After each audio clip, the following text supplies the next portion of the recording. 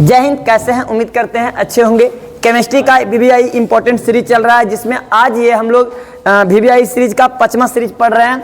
और इसी प्रकार से आपको लगातार जब तक एग्जाम नहीं हुआ तब तक लगातार डेली जो है कि एक सीरीज आएगा, जिसमें 25 से 30 क्वेश्चन आपको दिया जाएगा। और वो क्वेश्चन जो है इंपॉर्टेंट, कुछ क्वेश्चन जो है आप लोग देखते होंगे कि रिपीट कर जाता है। जो क्वेश्चन रिपीट कर जा रहा है वो समझिए कि बेहद इंपॉर्टेंट है, इसलिए मैं बार बार उस क्वेश्चन को रिपीट करवा दे रहा हूँ। तो बढ़िए, ये आज पहला क्वेश्चन ब्रैग समीकरण। आज रेड से है, थोड़ा सा हमसे दिक्कत हुआ और टेक्निकल टीम को मैं बोल दिया था कि रेड से नहीं लिखिएगा, बट लिखा गया तो आज मैनेज कर लेंगे, कोई दिक्कत उतना नहीं होना चाहिए। तो कहता ब्रैग समीकरण निम्न में से कौन है? तो सबसे पहली बात है आता है कि ब्रैग समीकरण, ठीक है, ब्रैग समीकरण लिनियस ब्रैग नामक वैज्ञानिक और उसका पुत्र लॉरेंस ब्रैग, ये दोनों मिलकर के दिए थे। लेकिन हमारे सिलेबस से ही इसको हटा दिया गया। अगर इसको डिटेलिंग करना चाहूंगा तो ये पहले 2 नंबर में और 5 नंबर में पूछा जाता था। तो कहता है कि इसमें ब्रैग समीकरण कौन है? तो यहाँ पे ब्रैग समीकरण हो जाएगा n lambda 2d sine theta, है ना, 2d साइन थीटा। इस प्रकार से इसको डिटेल अगर किया जाए तो हम कर सकते हैं कि इस प्रकार से p q y z, इस प्रकार से यहां से एक इस तरीका से क्या होता है, इस तरीका से लौटेगा। और यहां से हम क्या करते हैं कि इस तरीका से एक सीरीज बनाते हैं, और यहां से यहां तक के जो सीरीज होता है इस तरीका से हम निकालते हैं इसका। तो इसको सिलेबस से हटा दिया है तो डिटेल करना मैं उचित नहीं समझ रहा हूं, लेकिन आप याद रखिएगा n lambda equal to 2d sine theta. तो बढ़ते हैं नेक्स्ट क्वेश्चन। नेक्स्ट क्वेश्चन आपका दूसरा है, कहता है कि C6H6 कैसा पदार्थ है? तो कैसा पदार्थ है? तो कार्बन है भाई, तो कार्बनिक पदार्थ है। लेकिन यहाँ ऑप्शन में कार्बनिक पदार्थ नहीं दे रहा है ना, कार्बनिक पदार्थ इधर से अच्छा लगता है ना, तो कार्बनिक पदार्थ नहीं दे रहा है। तो कैसा पदार्थ है? तो भाई कहेंगे कि हाइड्रोकार्बन है, तो हाइड्रोकार्बन भी नहीं है। तो ये किसी तरीका से पूछ सकता है कि C6H6 का नाम क्या है? तो हम कहेंगे बेंजीन। या पिछले साल पूछ लिया था कि बेंजीन का सूत्र क्या होता है, तो C6H6, है ना। तो ये पदार्थ में हम बताए थे, चुंबकीय पदार्थ में बताए थे 5 प्रकार के।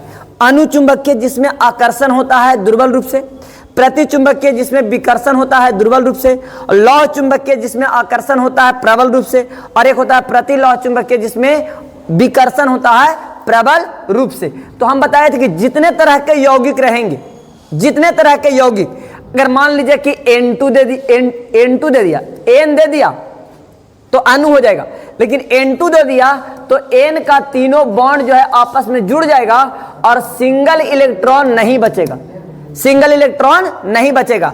अब सिंगल इलेक्ट्रॉन नहीं बचेगा तो क्या हो जाएगा भाई? अनुचुंबकीय हो जाएगा, ये प्रतिचुंबकीय हो जाएगा, और सिंगल इलेक्ट्रॉन जिसमें बचेगा वो हो जाएगा अनुचुंबकीय। तो ये कंपाउंड है, तो कंपाउंड में सभी इलेक्ट्रॉन आपस में क्या हुआ? जुड़ा हुआ है, मतलब कि सिंगल इलेक्ट्रॉन नहीं बचा हुआ। तो बताइएगा कि अनुचुंबकीय होगा कि प्रतिचुंबकीय होगा? तो ये प्रतिचुंबकीय होगा। क्यों भाई?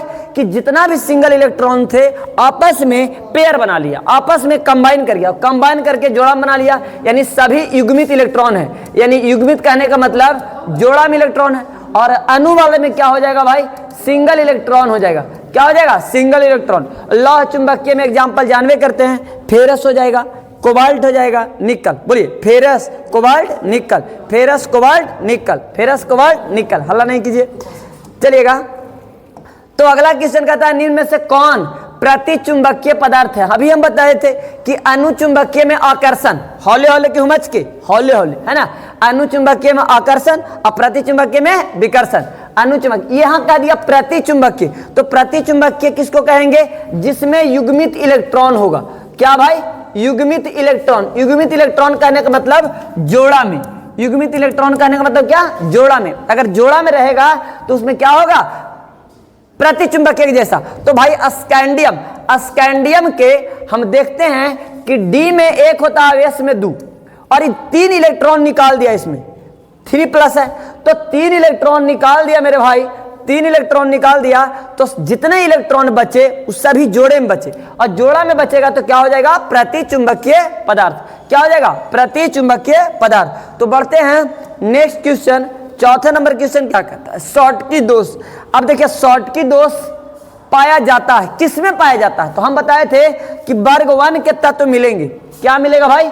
वर्ग 1 के तत्व, वर्ग 1 के तत्व कौन है? हलीना के रब से फरियाद, हम बताए थे लिथियम, सोडियम, पोटेशियम, इस तरह से लिथियम, सोडियम, पोटेशियम, रुबिडियम और सीजियम, फ्रांसियम, ये सभी का हालाइड मिलेगा, ये सभी का हालाइड मिलेगा।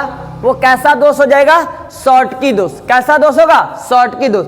तो NaCl ये भी शॉर्टकी दोष होगा, KCl ये भी शॉर्टकी दोष होगा, CaCl ये भी शॉर्टकी दोष होगा। और इसमें ऑप्शन दे दिया D, तो क्या आंसर हो जाएगा भाई? इनमें से सभी, है ना, सभी में शॉर्टकी दोष पाया जाएगा। अब शॉर्टकी दोष किसे कहेंगे? जिसमें धान आयन और ऋण आयन जोड़ा में क्या होता है? गायब हो जाता है, उस दोष को शॉर्टकी दोष कहते हैं। शॉर्टकी दोष में धन आयन और ऋण आयन का आकार बराबर होता है। शॉर्टकी दोष जो है उच्च कोऑर्डिनेशन नंबर वाले यौगिक में पाया जाता है। उसके बाद में कहेगा कि शॉर्टकी में द्रव्यमान और घनत्व में क्या होती है? कमी हो जाती है। तो बढ़ेंगे नेक्स्ट क्वेश्चन भाई, 5वां क्वेश्चन कहता है सोलर सेल में, सोलर सेल समझते हैं ना, सोलर प्लेट, सौर ऊर्जा जिसको कहते हैं हम लोग, सौर ऊर्जा। तो सोलर प्लेट में किसको उपयोग किया जाता है? तो हम कहेंगे सिलिकॉन का उपयोग किया जाता है। हम आप लोगों को बताए थे कि अर्धचालक, कि जिसमें चालकता क्षमता चालक और कुचालक के बीच में होगा, उसको हम क्या कहेंगे?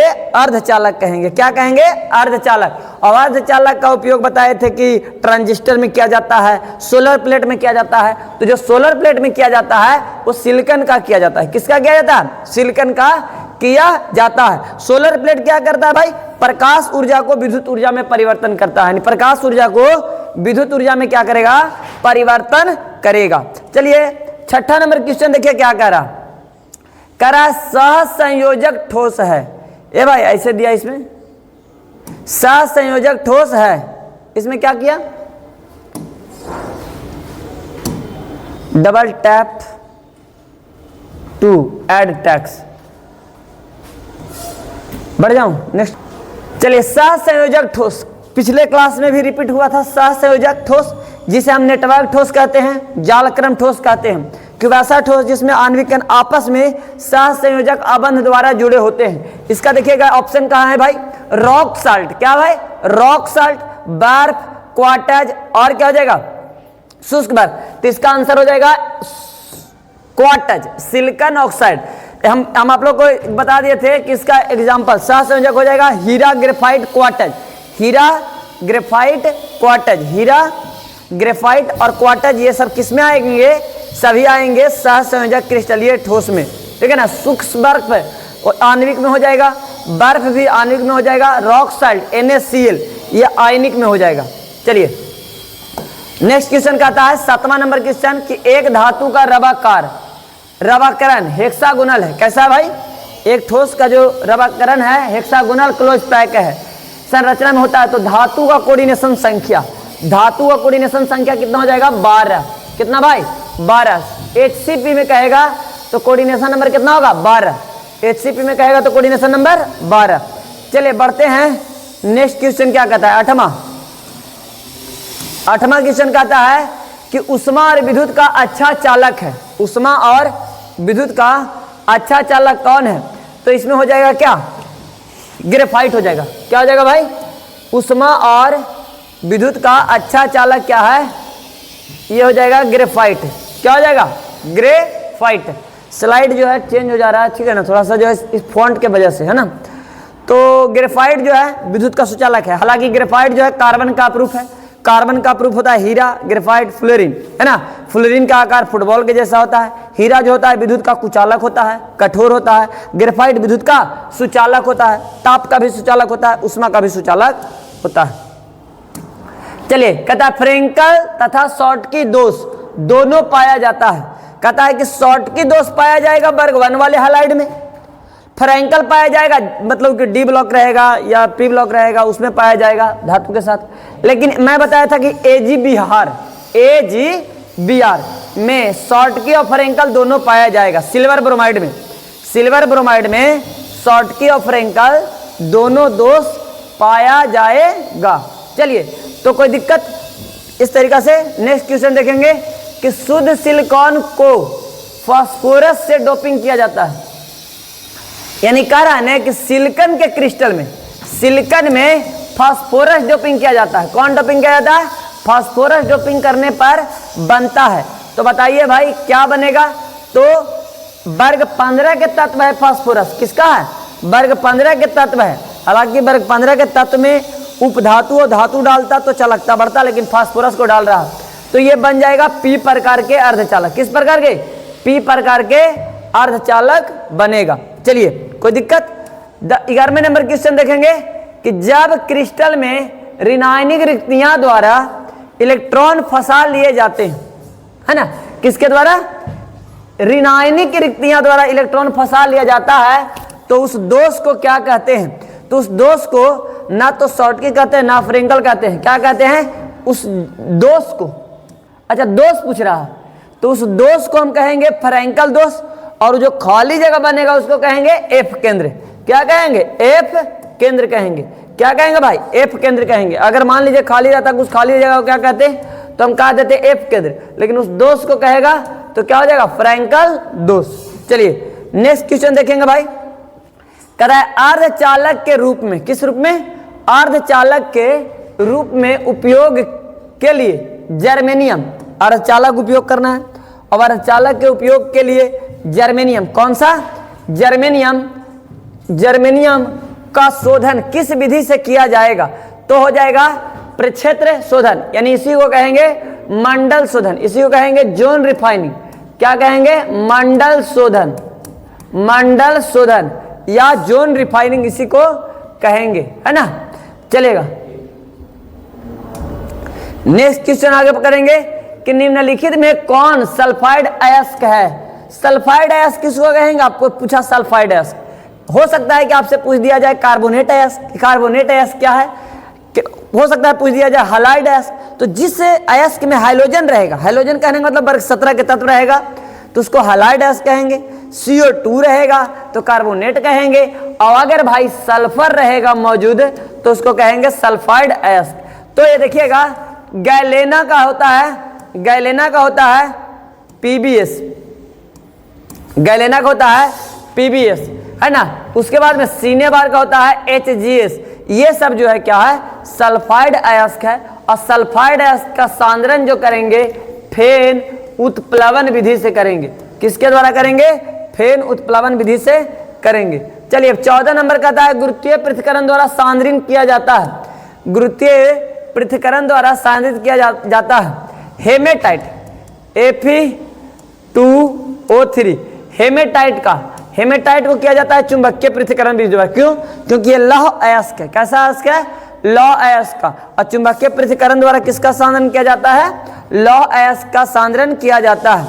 अगला क्वेश्चन क्या कहता है मेरे भाई? अगला क्वेश्चन कहता है निम्न में से किस अयस्क का सांद्रण रासायनिक विधि में लीचिंग द्वारा किया जाता है? अब लीचिंग का दिया, लीचिंग मतलब निच्छालन, है ना। लीचिंग मतलब क्या कहेगा? निच्छालन। तो हम कह सकते हैं अल्युमिनियम का, अल्युमिनियम इसमें नहीं है, सोना का कह सकते हैं, या चांदी का कह सकते हैं। किसका?